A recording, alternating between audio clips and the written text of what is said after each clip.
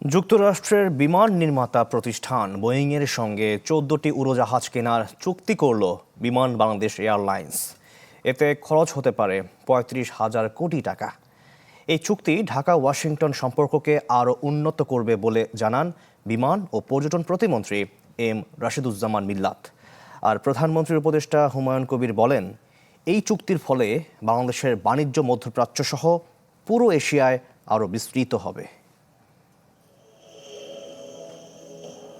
১৪টি উড়োজাহাজ কিনতে মার্কিন কোম্পানি বোয়িংয়ের সাথে চুক্তি সই করল বিমান বাংলাদেশ এয়ারলাইন্স। রাজধানীর একটি হোটেলে এই চুক্তি স্বাক্ষর অনুষ্ঠানে উপস্থিত ছিলেন ঢাকায় নিযুক্ত যুক্তরাষ্ট্রের রাষ্ট্রদূত ও প্রতিষ্ঠান দুটির শীর্ষ কর্মকর্তা সহ অনেকে। চুক্তি সইয়ের আগে এটিকে ঐতিহাসিক বলে উল্লেখ করেন বোয়িং ও বিমান কর্তৃপক্ষ। এই ১৪টি উড়োজাহাজ কেনার মধ্য দিয়ে বাংলাদেশ যুক্তরাষ্ট্রের সম্পর্ক অনন্য উচ্চতায় নিয়ে যাবে।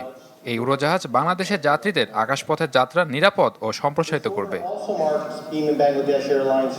এই চুক্তির ফলে বাংলাদেশ ও যুক্তরাষ্ট্রের বাণিজ্য এবং বন্ধুত্বপূর্ণ সম্পর্ক আরও প্রসারিত হবে বলে মনে করেন ঢাকায় নিযুক্ত মার্কিন রাষ্ট্রদূত ব্র্যান্ট্রি ক্রিস্টেনসেন ও প্রধানমন্ত্রীর উপদেষ্টা হুমায়ুন কবির। বাংলাদেশের এভিয়েশন সেক্টরে নতুন মাইলফলক যুক্ত হলো। অত্যাধুনিক এই বোয়িং কিনতে পারা বাংলাদেশের জন্য বড় পাওয়া।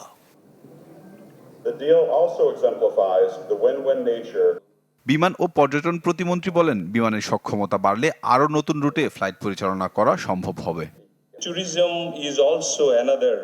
নতুন এই চুক্তির ফলে সম্ভাবনার নতুন দ্বার উন্মোচিত হবে। নতুন নতুন গন্তব্যে ফ্লাইট চালু করা যাবে। এতে দেশের অর্থনীতিতে নতুন আয়ের সম্ভাবনা তৈরি হবে। একই সাথে বাড়বে কর্মসংস্থানও। চুক্তি অনুযায়ী প্রথম উড়োজাহাজটি ২০৩১ সালের অক্টোবরে সরবরাহ করা হবে। পর্যায়ক্রমে ২০৩৫ সালের নভেম্বরের মধ্যে বাকি উড়োজাহাজগুলো হস্তান্তর করবে বোয়িং কর্তৃপক্ষ।